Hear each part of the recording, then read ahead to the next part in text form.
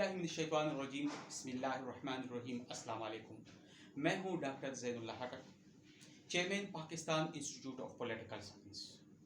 आज हम आपके खिदमत में हाजिर हैं।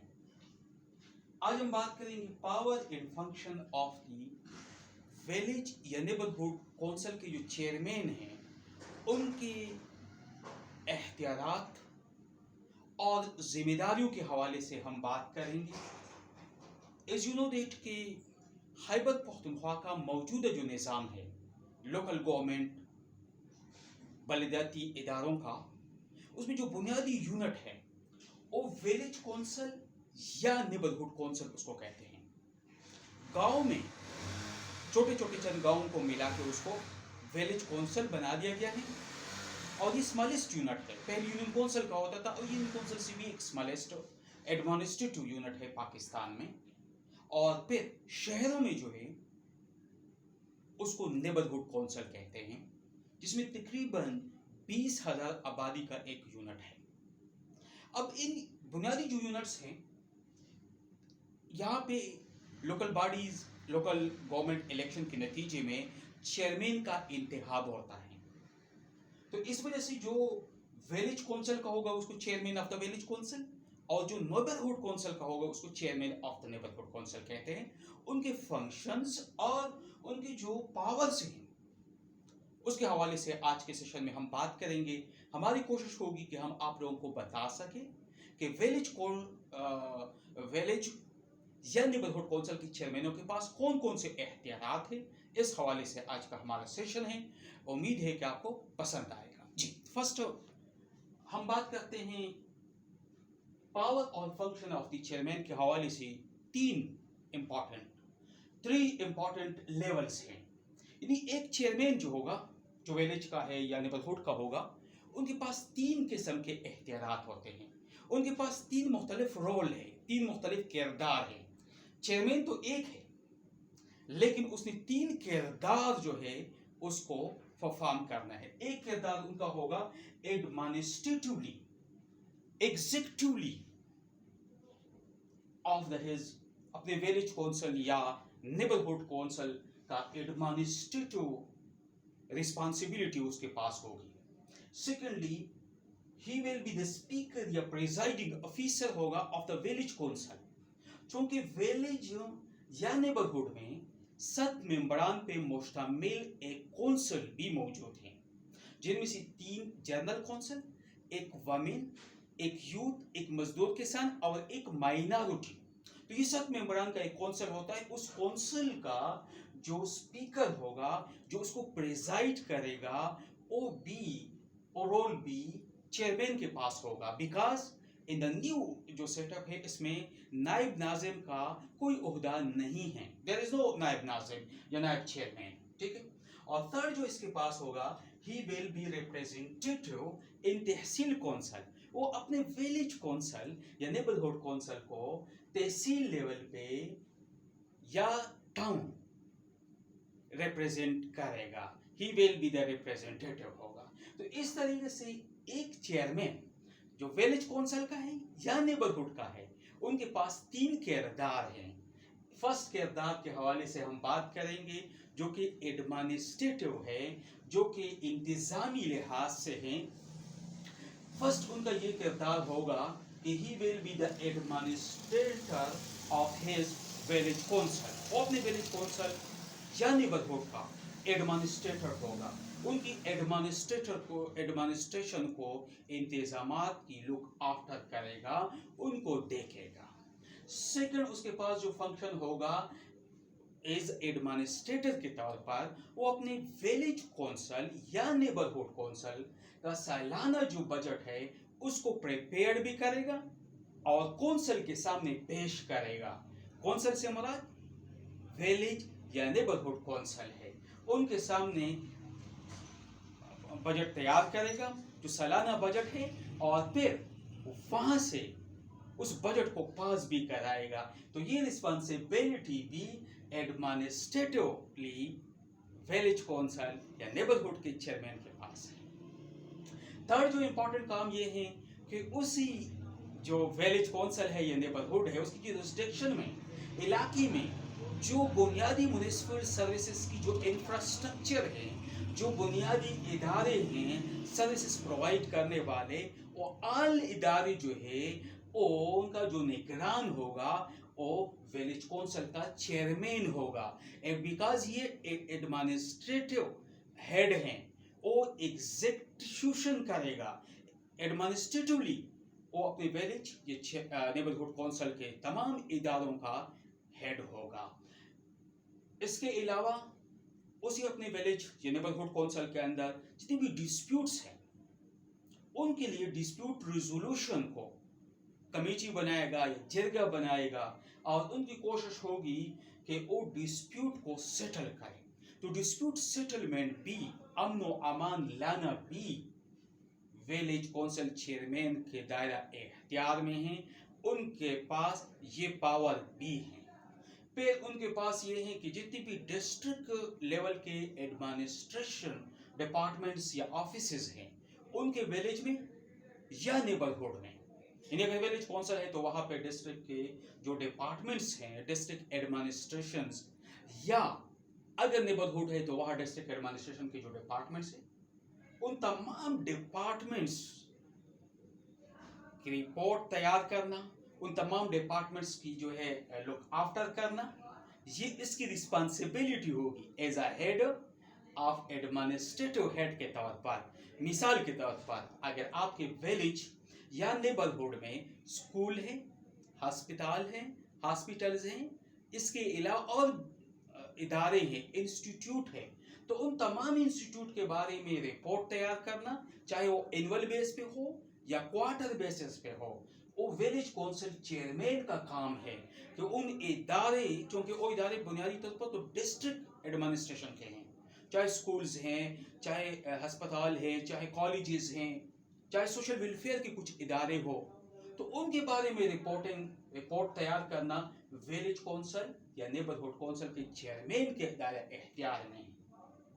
इसके अलावा इन तमाम इदारों के हवाले से कोई भी इशू हो तो डिस्ट्रिक्ट एडमिनिस्ट्रेशन इनसे रिपोर्ट तलब करेगी। तो बुनियादी किरदार विलेज काउंसिल या नेबरहुड काउंसिल के चेयरमैन का है, क्योंकि वो एक एडमिनिस्ट्रेटिव सबसे स्मॉलेस्ट जो एडमिनिस्ट्रेटिव यूनिट्स हैं विलेज काउंसिल या नेबरहुड काउंसिल, उस काउंसिल का वो चेयरमैन है, वो चेयर कर रहा है, वो एडमिनिस्ट्रेटर है।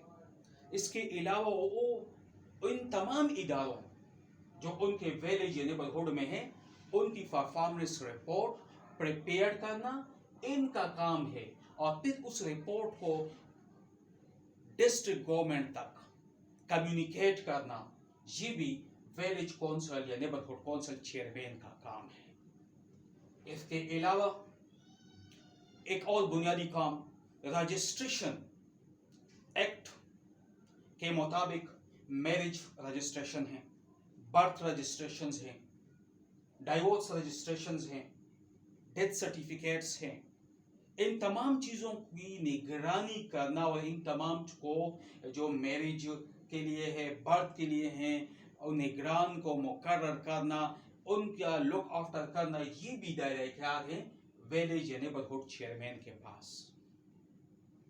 अंडर द रजिस्ट्रेशन एक्ट वो किसी भी बंदे को, किसी को मैरिज निकाह रजिस्ट्रार, किसी को चाइल्ड रजिस्ट्रार, तो किसी को डेथ सर्टिफिकेट, ये तमाम लोगों को अपॉइंट करना, ये इसका दायरा इख्तियार है और ये इसका काम है being administrator of the village neighbourhood council के इस रिकॉर्ड को भी ये रखेगा।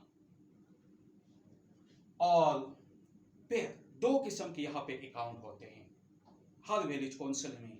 एक को हम कहते हैं डेवलपमेंटल एक्सपेंडिचर है, जो डेवलपमेंटल प्रोजेक्ट्स वगैरह के लिए पैसे आते हैं, और एक है ऑपरेशनल जो एक्सपेंडिचर हैं, जो खर्चे हैं, जो काउंसिल के ऊपर हैं, जो काउंसिल के ऑफिस का है। और ऑफिस से बात आई कि ऑफिस पहले तो आपके विलेज नेबरहुड में जो सरकारी दफ्तर होगा वहाँ पे ऑफिस बनेगा।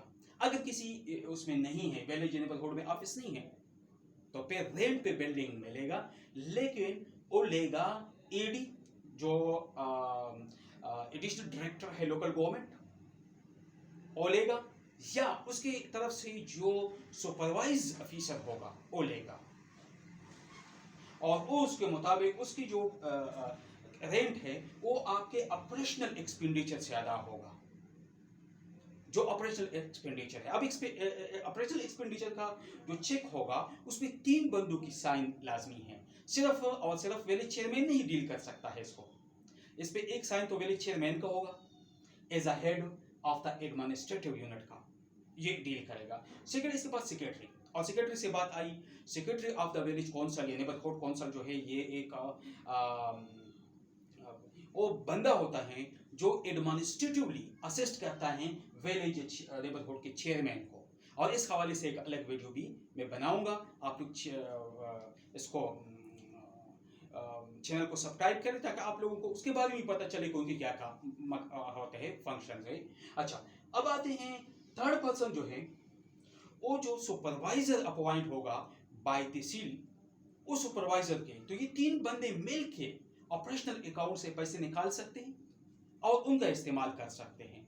इसके अलावा कोई और बंदा जो है इस चेक को या इंडिविजुअली न तो चेयरमैन इस्तेमाल कर सकता है, न सेक्रेटरी इस्तेमाल कर सकता है, और न जो सुपरवाइजर होगा वो इस्तेमाल कर सकता है। तीनों बंदे जॉइंट अकाउंट बनेगा। ऑपरेशनल एक्सपेंडिचर की मैं बात कर रहा हूँ, और जो डेवलपमेंटल एक्सपेंडिचर है, जो डेवलपमेंटल खर्चे हैं, वो न तो चेयरमैन के पास इख्तियार है, न उसका इख्तियार विलेज सेक्रेटरी के पास है, और न उसका इख्तियार किसी और थर्ड पर्सन यानी सुपरवाइजर वगैरह के पास है। वो इख्तियार कंसर्न जो डिस्ट्रिक्ट फाइनेंस डिपार्टमेंट है उनके पास है, या जो डिपार्टमेंट्स हैं जिसके डेवलपमेंटल काम है उनकी जो फाइनेंस ऑफिसर है उनके पास काम है। तो ये इज एडमिनिस्ट्रेटिव कैपेसिटी में विलेज काउंसिल या नेबरहुड काउंसिल चेयरमैन के पास ये काम है। अब आते हैं उनकी स्पीकर या प्रिजाइडिंग ऑफिसर के तौर पर दूसरा जो किरदार है। जहाँ तक इसकी बात का ताल्लुक है, चेयरमैन जो होगा, चेयरमैन तो एक बंदा है लेकिन उसको एक टिकट में 3 मजे हैं। ओके, इस तरह एक तो एडमिनिस्ट्रेटिवली उसके पास इख्तियारात है, एडमिनिस्ट्रेटिवली इंफ्रास्ट्रक्चर के हवाले से हैं, रिपोर्ट्स की प्रिपरेशंस हैं, तमाम इदारे उसके विलेज नेबरहुड में हैं, उसके बारे में उनकी परफॉर्मेंस रिपोर्ट्स को डील करना है उसका इदारा इख्तियार है।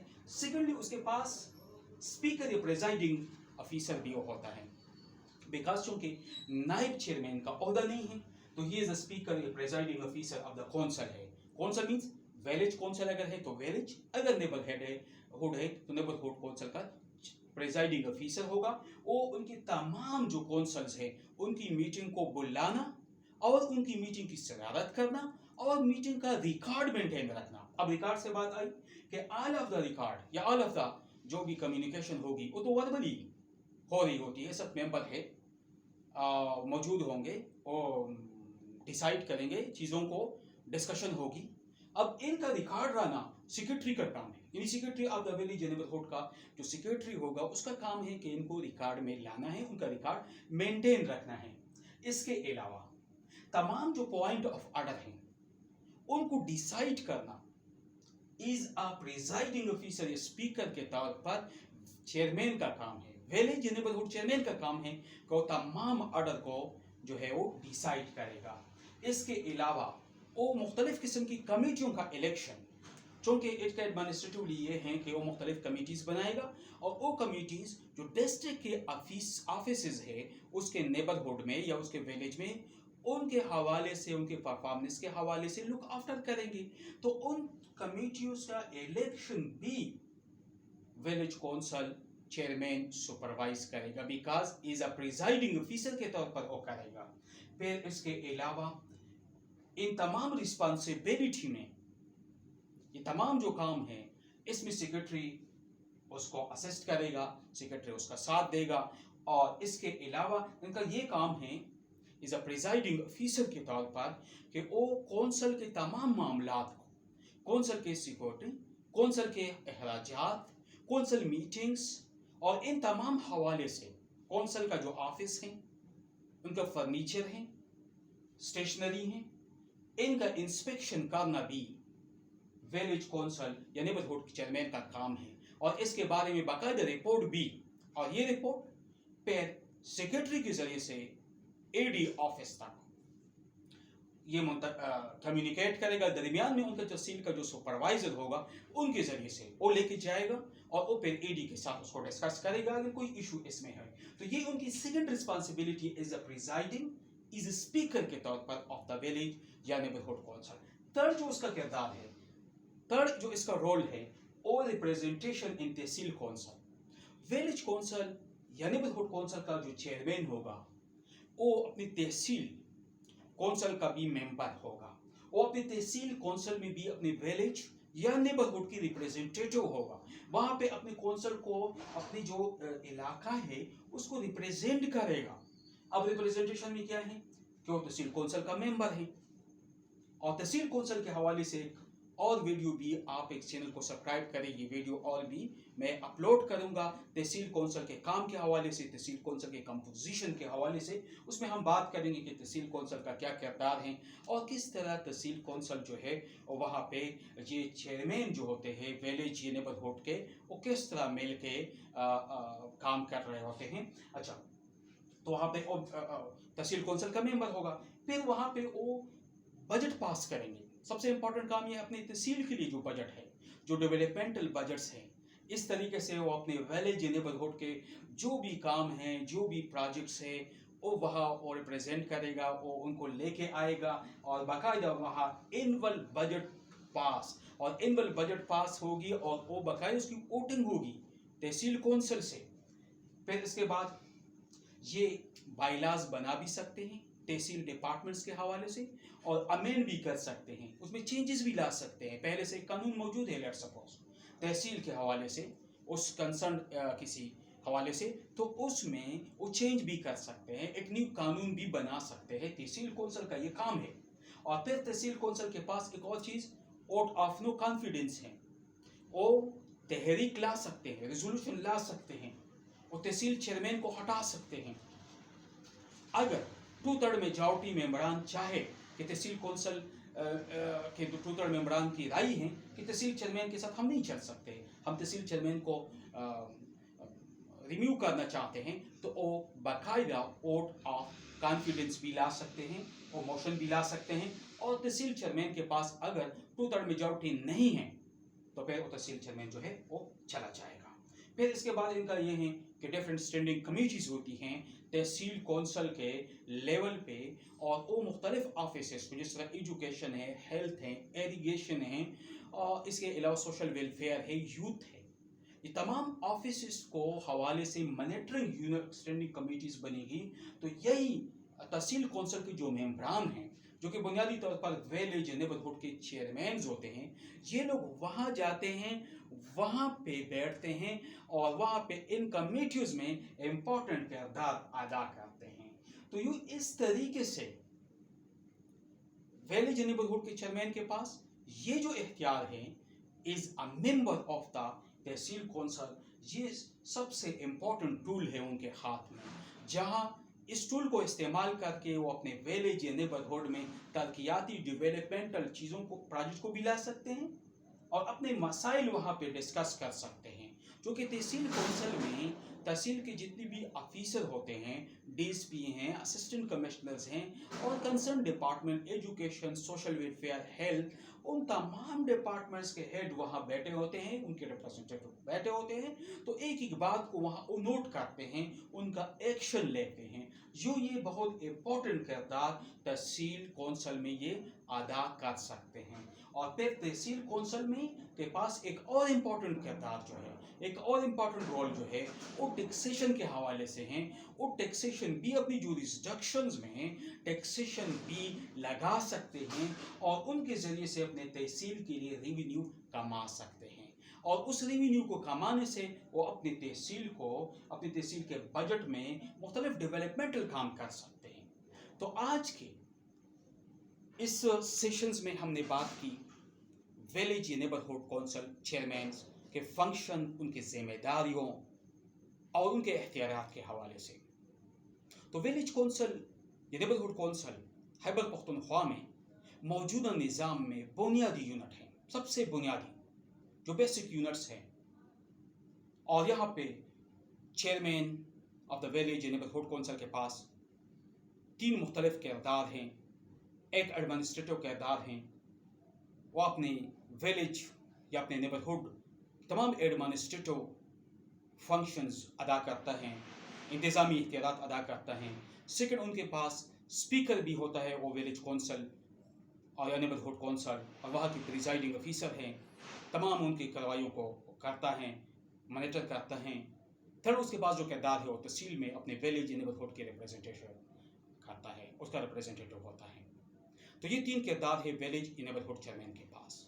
और जहाँ तक तहसील कौंसल के हवाले से बात है, तहसील कौंसल और चेयरमैन, इस हवाले से इंशाल्लाह आइंदा में एक और वीडियो लाऊंगा, साथ में secretary of the village council के हवाले से भी करूँगा। उम्मीद है कि ये वीडियो आपको पसंद आई होगी। अगर आपको कोई कन्फ्यूजन है, मालूमात चाहिए, तो आप व्हाट्सएप के नंबर पे मुझसे रब्ता कर सकते हो। Thank you.